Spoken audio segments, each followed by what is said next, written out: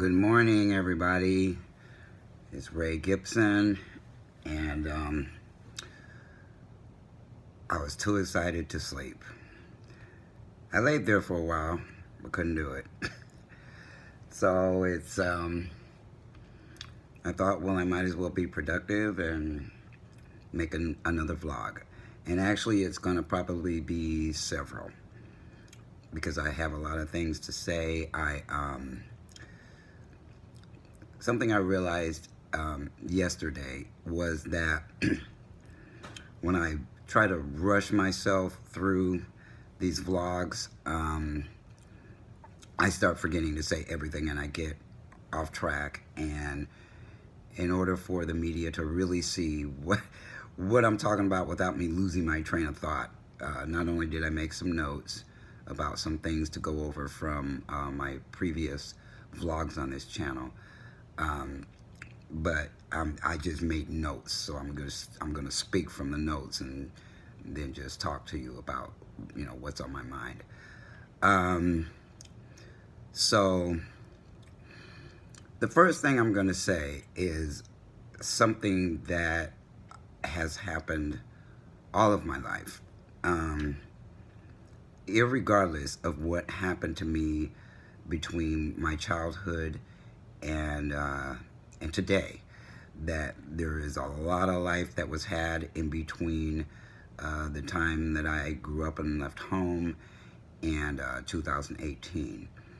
But what I've noticed from people from my distant past and childhood friends and family, and that something that could also run across people's minds, and I'm just going to warn you about it ahead of time, which is a really nasty word that goes on in human beings worldwide, and that word is jealousy.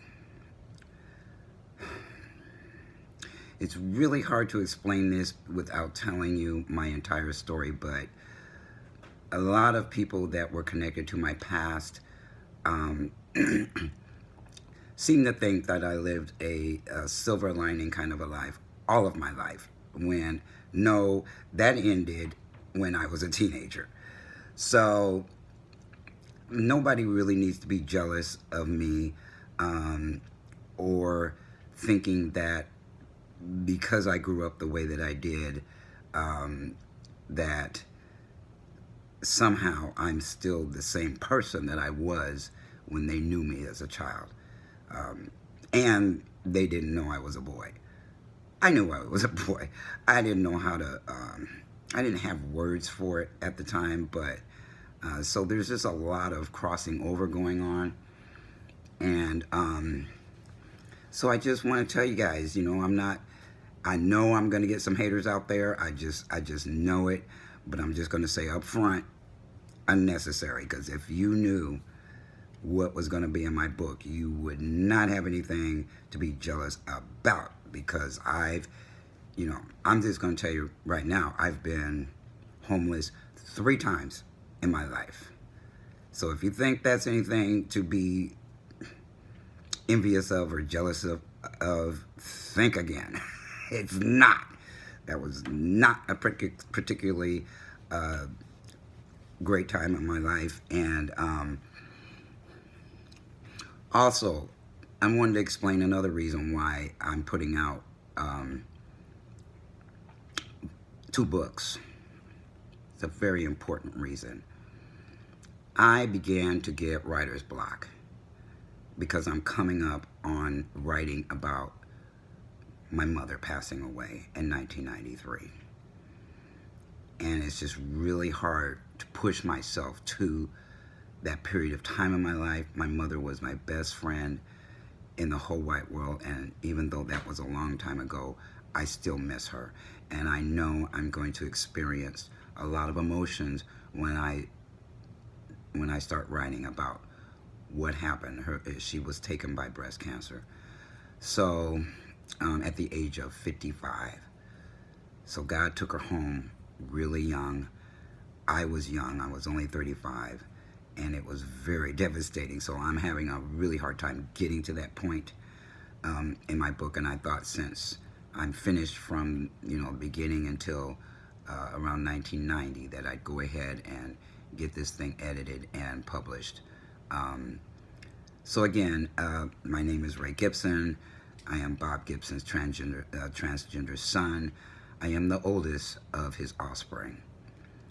So let me jump into some of these notes that I made. I made an error, and you know what? I'm not going to rely on people looking at the description and finding out my omissions and things that I missed in previous vlogs. So I'm just going to go ahead and fill you in the vlog itself.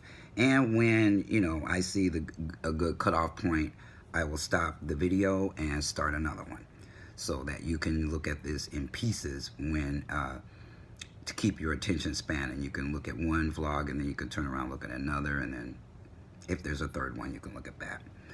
So I said in my first or second, maybe my first vlog, that that I didn't have, the only white friends that I had were on Facebook. Not true. What I forgot to say was that I had a lot of friends growing up, and some of those people are back in my life. And some people, we were friends, and when I got clean and sober in Alcoholics Anonymous. So, and they're still in my life. I found them. They found me through Facebook, but I haven't seen any of them. And some of them I haven't seen since childhood. Some of them I saw, the last time I saw them was on my 40th birthday. Some of them, it's been just a few decades versus childhood. But I do have friends outside of Facebook that are white and Hispanic. And I also knew a lot of, I got involved with a lot of Indians when my earlier days of sobriety, just to check them out. So I just wanted to clear that up, that they're not all on Facebook. There's actually some in my life. They are also following me and liking some of my posts and things like that on social media, that of the platforms that I'm involved in. Oh, and I also forgot to say that I started telling a story about a lady I was on a break with at work at a contract that I was in St. Louis. And I forgot to say what actually happened after she told me who her parents were, and then I told him who my parents were. And she flipped out. She started crying, and I was just sitting there going, okay, all right, I've seen some pretty interesting reactions all of my life, but this was a first. Actually, it wasn't a first, because it also happened during the seminars that I was involved in with Landmark. But, I was totally taken by surprise. She was crying. I didn't know what to do because I didn't know why she was crying.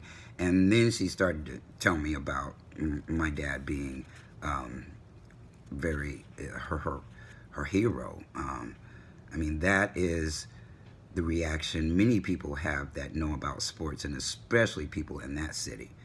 Everybody knows who he is.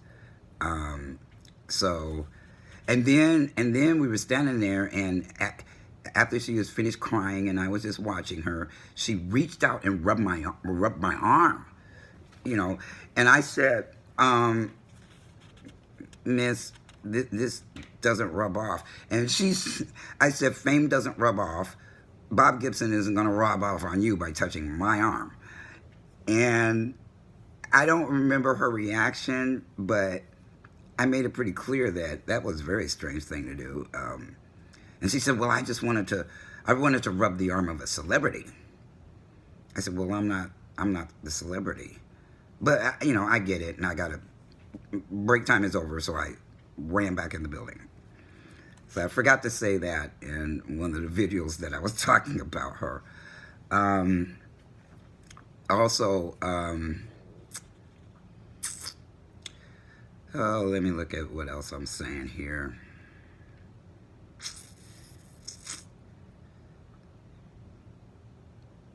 And I'm purposefully not going to just spill everything about my life. I mean, then why would you want to read the book, right?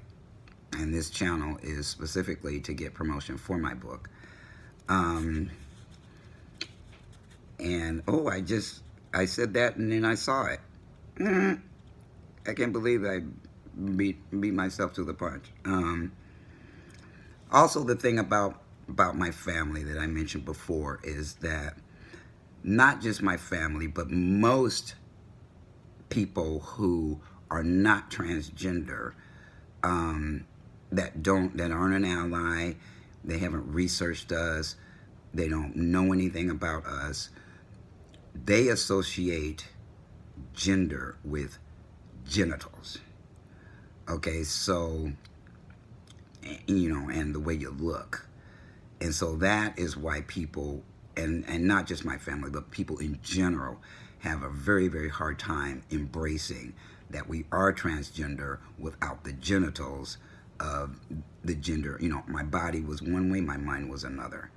And all people saw was the body, or the clothes that I was dressed up in, or whatever. I was the only one that knew in my mind I was different. I was a boy.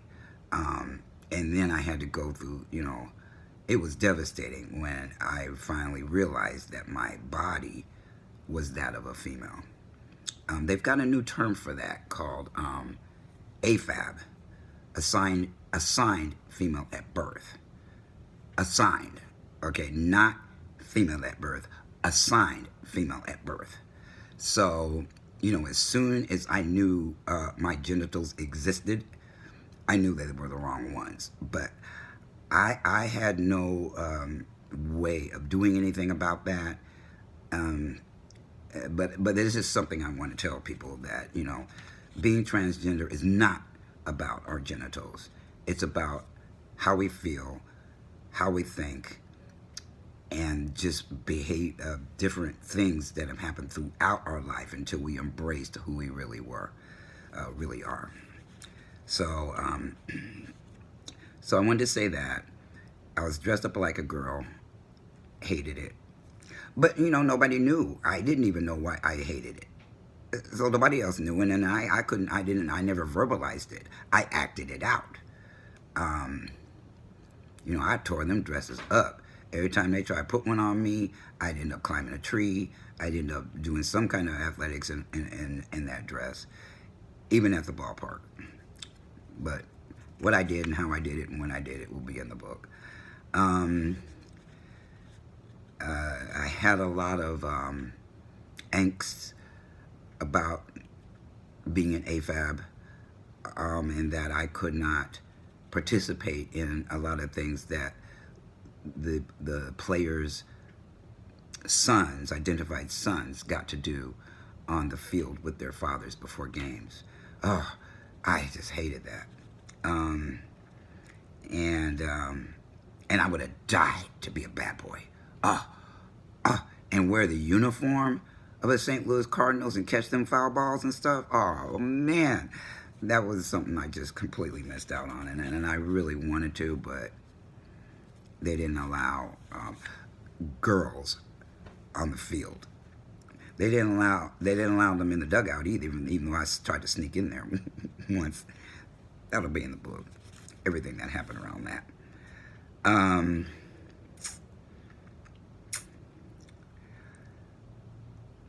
And another reason why I miss my mom really bad is because she was the only someone who accepted me unconditionally and 100%. It never mattered to her that I was living as a lesbian. I mean, she did have a strange reaction at first, but she got over that quickly because she was in the Bay Area and got acclimated by all the gay people, LGBT at the time in the Bay Area. So by the time I got out there, she was totally accepting and understanding of me, and that's how we became best friends. After I made my amends to her, because of step. Oh wow, now I've forgotten. I think it's step. Okay, I'm not even gonna try to say it because I'm totally out of touch with the steps. But one of the steps is we make amends to the people we have harmed, and that whole story of her reaction and everything that happened after that will also be in the book. But she accepted me, and I know if she was alive today, she would go to bat for me. She would be my #1 fan. She would make sure that I got the connections I need in order to move forward in a public way. I mean, she turned me on to everybody if she was here, and I know that, and I miss her because I want her with me. I've been wanting her with me through this entire transition, so I have felt rather isolated without her. Something else. Let's see. Okay, I got a couple more minutes. Actually, no, I'm going to end this one right here, and then I'm going to start another one. So stay tuned for the next vlog.